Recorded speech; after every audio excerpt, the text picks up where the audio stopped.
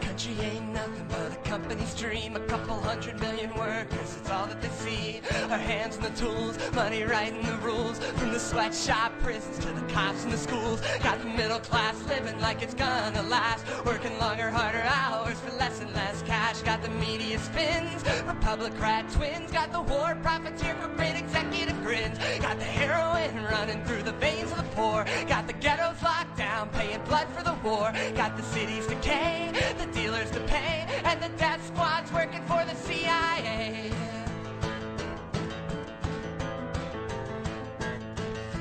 Hello, this is Social Slinks. Welcome to my channel. There seems to be this notably big idea that the United States takes care of their citizens when it comes to violent crime. And the people that commit violent crime in the U.S., so the fact that they are highly incarcerated system per capita shows that they are doing a good job. Sorry, but that's not true. In fact, violent crime has actually been decreasing overall in the United States since the past 40 years. Yet arrest and incarceration has increased in the United States. It has gotten so high, in fact, that the United States only makes up a quarter of the entire entire world's prisoners. That is making an entire city of Houston be an entire prison for the incarcerated. The prison system, even before this raid, was also inhumane and terrible to deal with in crime. In 1923, the United States ended up making up the most punitive method of apprehension in prisons to the point where people commit the crime that the prison system made them out to be, even though they commit petty crimes like thievery and shoplifting, or ended up driving them to the point of committing suicide. As Emma Goldman, an American anarchist, says in her wonderful work, Prison, Social Crime and Failure by Emma Goldman, says, quote, "We are spending present $3,500,000 per day, $1 trillion and 95,000 dollars per year to maintain prison institutions and that in a democratic country, a sum almost as large as a combined output valued at $750 million and output of coal valued to $350 million. Professor Bushell of Washington, D.C. estimates the cost of prisons at $6 trillion annually, and Dr. G. Frank Lidston, a many American writer on crime, gives $5 trillion annually into the reasonable figure of the unheard of the expenditure purpose of maintaining vast armies of human beings caged up like wild beasts. Yet crimes are on the increase. Thus, we learn that America there are 4.5 times as many crimes to every million population today as there were 20 years ago. The most horrible aspect of our national crime is murder, not robbery, embezzlement, or rape, as in the South. London is 5 times as large as Chicago, yet there are 118 murderers annually in the latter city, while only 20 in London. Nor is Chicago the leading city in crime, since it is only the 17th on the list, which is headed by the southern cities, and San Francisco and Los Angeles. In view of such terrible conditions of affairs, it seems ridiculous to pirate the protection society derives from its prisons." End quote. Emma Goldman, Prisons, a Social Crime and Failure. The same results that Emma Goldman talks about even today still applies. In fact, worse. The United States today can act as one giant prison. We lock up more people than any other nation in the world. According to an academic professor of law, Chase Matter, we only make up 4% of the world's population, yet make up 25% of the world's prison population. To put that in perspective, we have 2.1 million prisoners, yet China, 3 times our population, only has 1.7 million. This is locking up more people than the entire population of New Mexico. So, why is this happening? This can actually be estimated through the start of monopolization in America. With the rise of industry and being able to have competition to the market, this allowed companies to sell more commodities as an incentive to not not be put out of business by either making their prices for commodities cheaper, paying workers less in wages to extract more profit, or to have higher production for a commodity to oversupply on the commodity into the market, to have the price go down due to the less to pay for the required cost of production all that much. Then by doing this, their competitors, if not able to keep up with the number of sales that is required to pay for private property, cost of production, and being able to pay for the workers, they end up going bankrupt. And they can just sell their company to their competitor, or the competitor can just make more money and condition customers it has, and then dominate not just one competitor in the industry, but the entire industry. This has been happening in America since 1828, with the establishment of capitalism in place, and the employing workers. This allowed the faster and cheaper options to employ workers that we still use today. We have been able to break this monopolization through limiting the powers of the market and not allowing the free competition by minor competition. But it was not always in place, and it did not really have to be obeyed. So monopolization still was a problem, and thus this problem resumed. Workers were being let go of their jobs as workers that were willing to sell their labor power at a cheaper price were employed, and jobs were moved out of the big cities. Mostly black neighborhoods, as cheaper areas for private property to be maintained was bought, and they moved their industry somewhere else because it was cheaper, and thus revenue they will get from selling the commodity that the bourgeois has workers to produce is higher than can be accumulated more.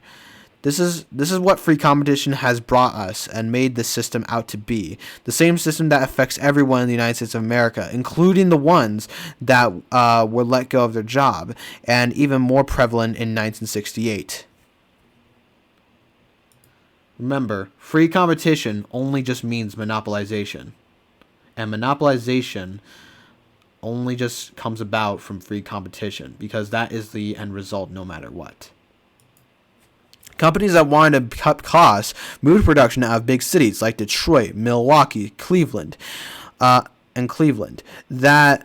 or they just simply automated to the point where big chunks of their proletarians were let go of their jobs due to being unnecessary to cost the payment for them. After 1970, unemployment for non-college educated men soared, especially for blacks who were most of the race that made up the proletariat.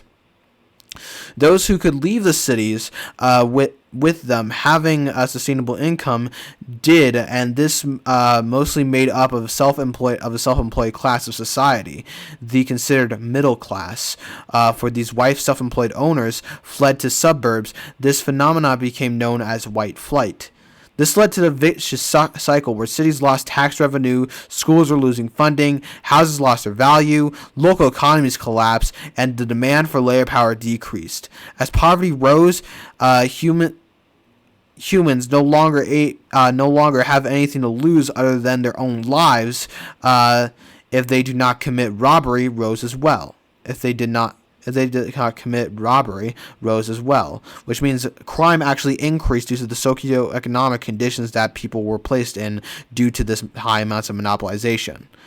This also made coping mechanisms a lot harder to obtain naturally, thus drug use increased, and the arrival of crack cocaine in the 1920s exclusive use in the 1980s helped the production by the United States and Central America that made it a problem even worse. By the 1970s and 1980s, it was a full-blown social crisis in American cities, resulting into an increase in crime. Now, what would have happened? Now, there was an option to basically stop this. This problem could have been avoided in a way where that did not require any change in the mode of production. In fact, there could have been a way that politicians could have responded to be able to bring jobs back to the people that need it and have things that the criminals were asking for the most be given through reinvesting hollowed out cities, building a healthier and sustainable proletariat, abolishing the root problems for crime, and being able to abolishing the root problems of crime. But that is not what happened. Instead, politicians, a part of the bureaucracy that came from both the Democratic Party and the Republican Party, used this to get votes from reactionary populists that thought these people should be put in jail and that the bourgeois state should exert more violence against these workers. So they choose to launch a tsunami of incarceration policies. They chose to incarcerate millions of Americans rather than address and solve the root problems of crime and how it happened in the first place. I will make this clear, however, mass incarceration is expensive for even the richest country in the world, the United States, although is being rivaled with China today. But for the interest of the more wealthy and private property owning employers, this was an easier and well-off way to get these people off the streets rather than have to pay them wages, because to the bourgeoisie, this would be useless and just be an expense unnecessary costs. So the United States combined the harshest penal system in the world with the stingiest welfare state. It started with Law and Order laws by Richard Nixon, when he used the exact same slogan to promise to penalize the most run-down cities. By this time, he introduced the War on Drugs, which was admitted by his advisor, John Erickman, that it was only a way to incarcerate people, but was a way to take down that it was not a way to incarcerate criminals, but was a way to take down political opponents. The same thing happened when Ronald Reagan promised to get tough on crime, so he signed the Anti-Drug Abuse Act, where the same thing happened again. This even happened with the Democratic Party when Bill Clinton signed the three-strike penalty laws that was written up by Joe Biden, and after being influenced heavily by Hillary Clinton warning about super predators in the streets. And oh boy, did Bill Clinton's crime bill fucking add to the problem. The three-strike penalty laws was the most damaging in this entire problem, in fact. The name speaks for itself. If you committed an offense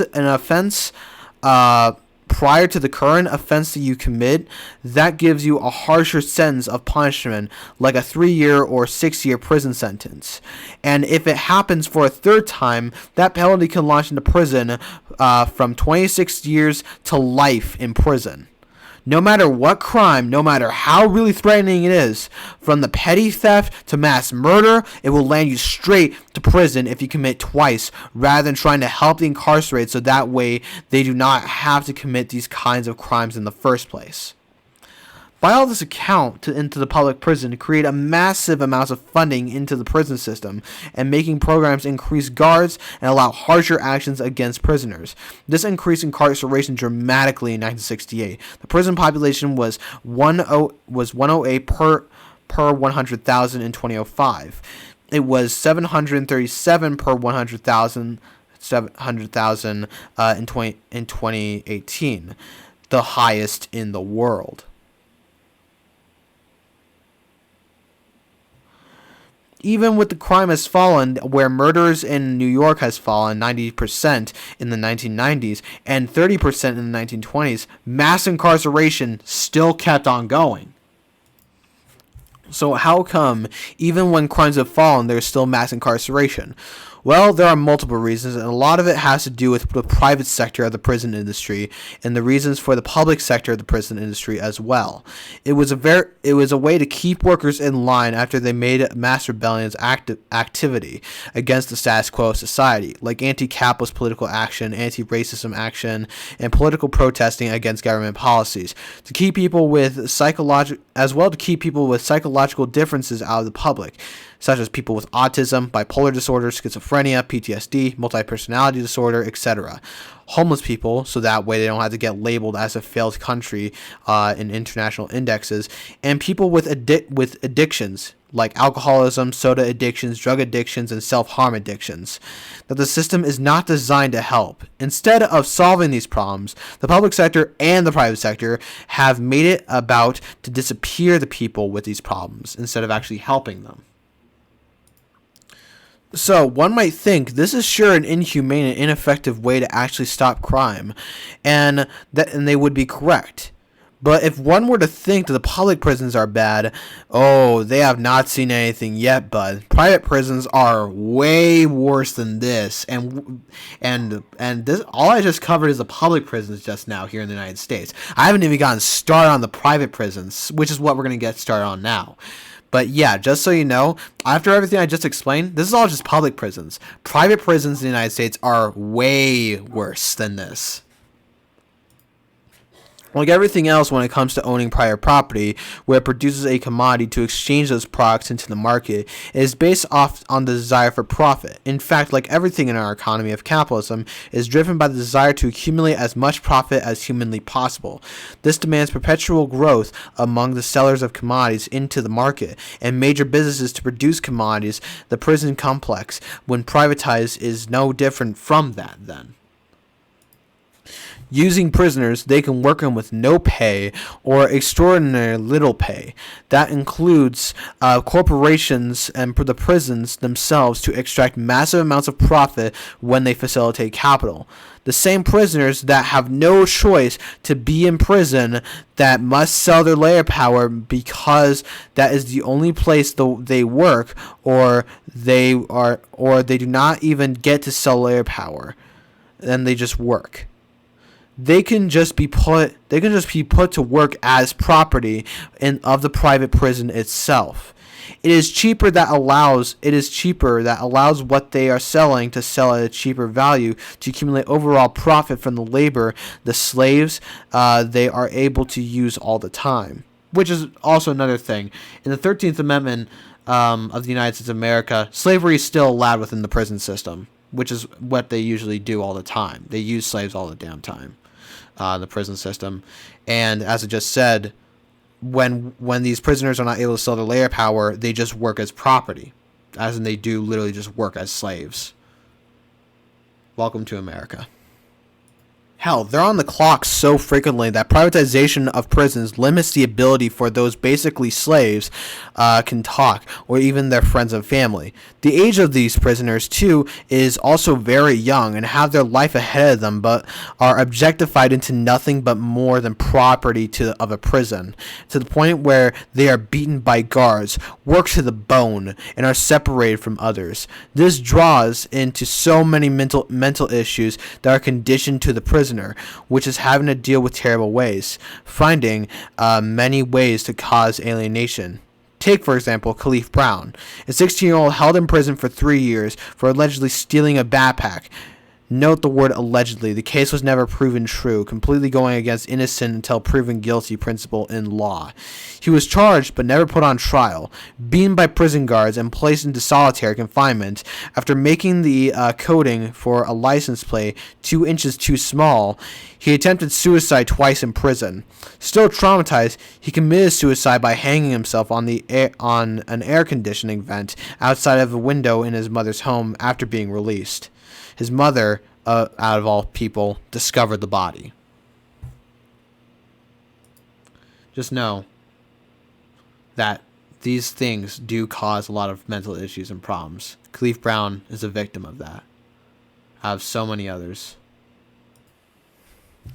In thousands of corporations, including the big ones like McDonald's, Wendy's, Tyson, Verizon, T-Mobile, Fidelity, Walmart, JCPenney, and IBM, they all use prisoners to be able to work for them as slaves. This was massively profitable around the war on drugs for the United States, and so many federal prisons were getting full, and public prisons were not able to house the many prisoners coming into the prison system. Reagan's solution that both Republicans and Democrats agreed on was to go to the private sector to deal with the prisoners. And this is how private prisons rose in the United States. Remember, both Democrats and Republicans agreed with Reagan's policy to increase privatization in the prison system. Just remember that, folks. So the bourgeois state contracted corporations to build private prisons. The company locks up and overflows their prisons on the prisons because more people they house, the more that they are selling their commodity to the government by having prisoners. Because of this high increase of prisons, this made one company to dominate the entire industry very quickly. Core Civic Incorporated, or CCI.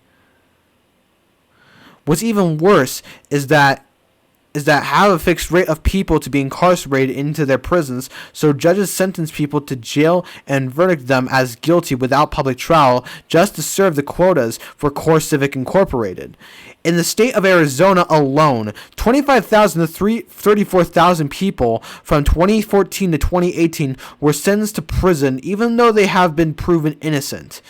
We end up imprisoning people even though they have not done anything even wrong in the private sector. The slave labor market in the prison system is so profitable and is so huge for people to make money at the expense of others losing their own freedom for the most of time, and not even breaking the law and proven to do the exact opposite.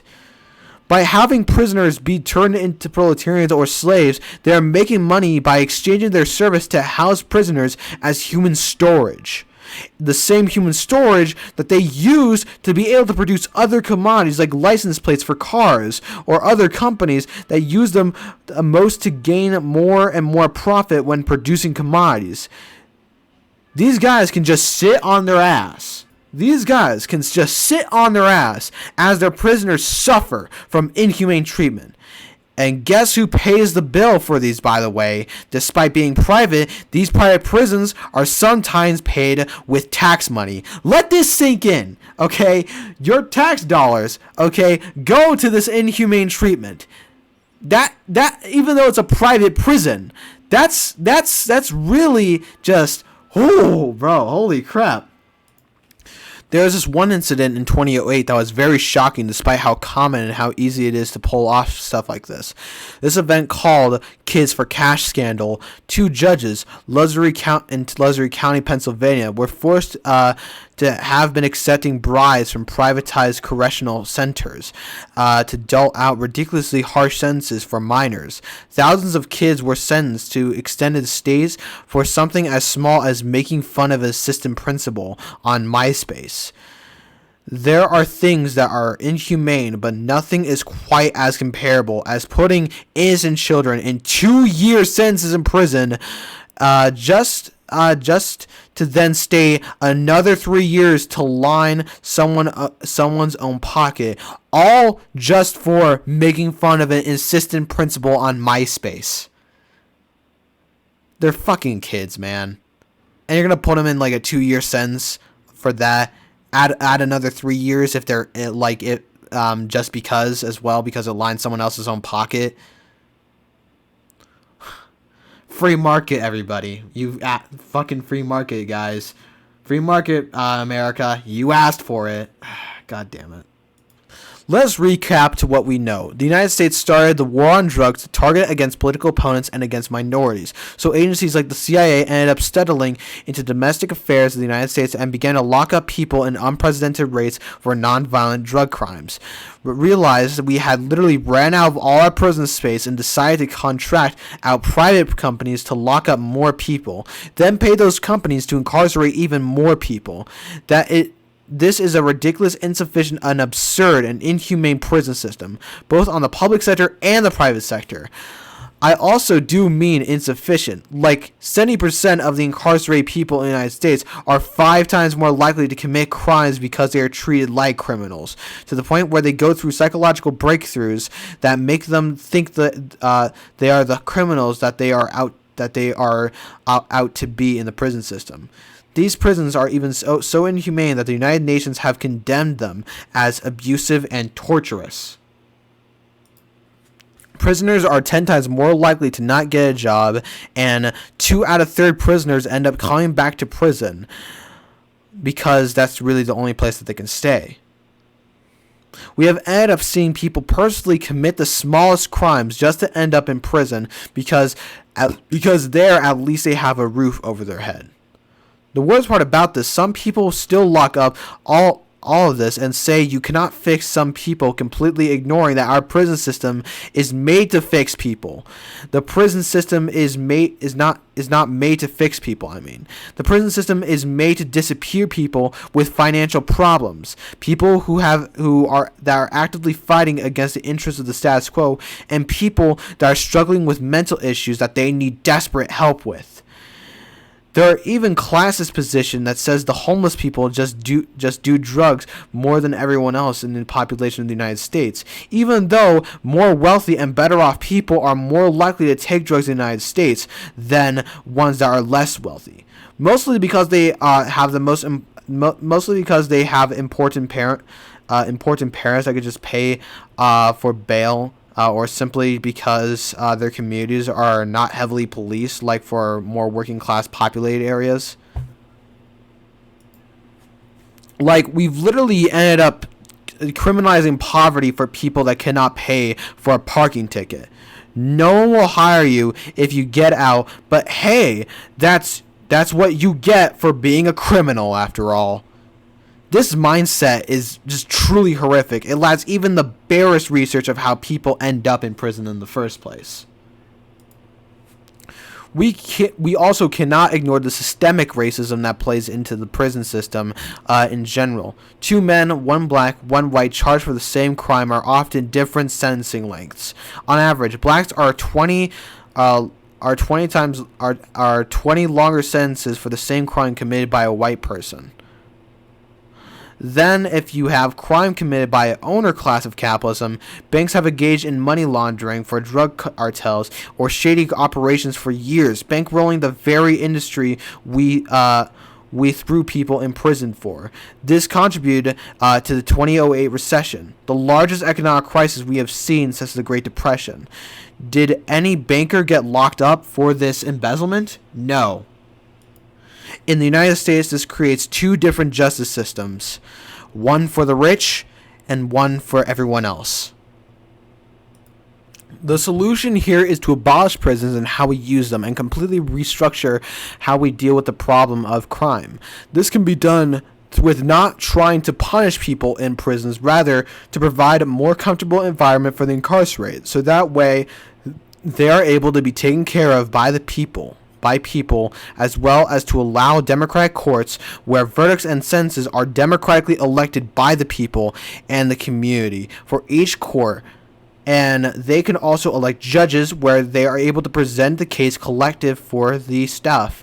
The people themselves are able to decide. So that way, the individual case, each proper action can be given for the person once it is understood why the crime has been committed in the first place, and able to address the problems these people have and get their needs met.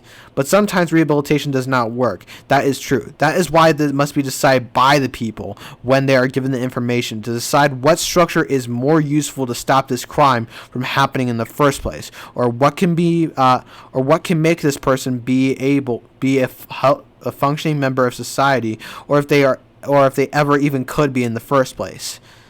This all means abolish the bureaucracy, establish democracy, abolish classes, and establish free association of labor. Out with the police, in with the proletariat. Out with the standing army, in with the proletarian militia. Out with the bureaucracy, in with the democracy. Out with classes, in with free association of labor.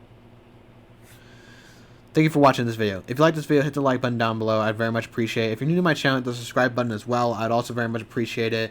And yeah, thank you for watching this video. Please come to my Discord or follow me on Twitter if you have anything to basically say on there, or if you have anything to basically do at all. And yeah, thank you for watching this video. You can check out my other videos that's on the end screen as well. They could probably see. Maybe subscribe to me as well. So yeah, thank you for watching this video, and Social Links is out.